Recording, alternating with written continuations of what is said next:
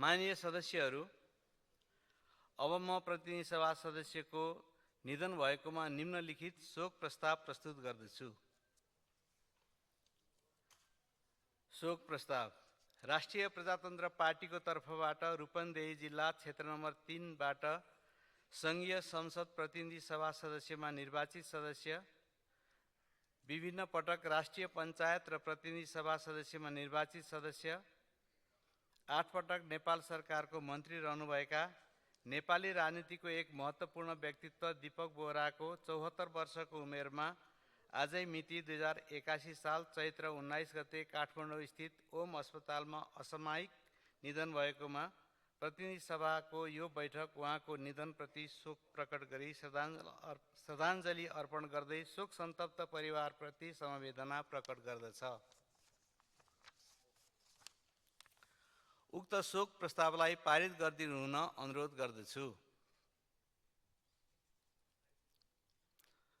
उक्त शोक प्रस्तावहरू सर्वसम्मतिले पारित भएको घोषणा गर्दछु।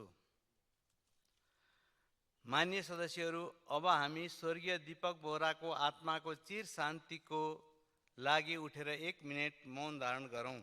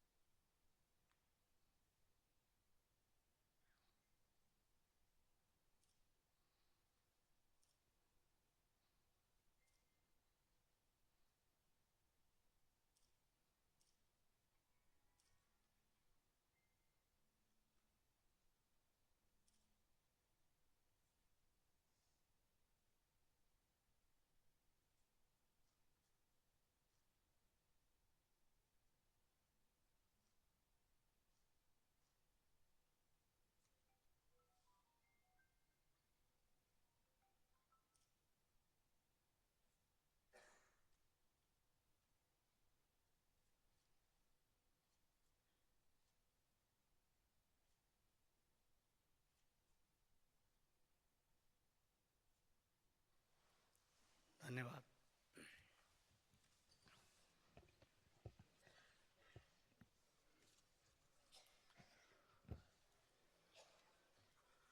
माननीय सदस्यहरू, सम्माननीय राष्ट्रपतिबाट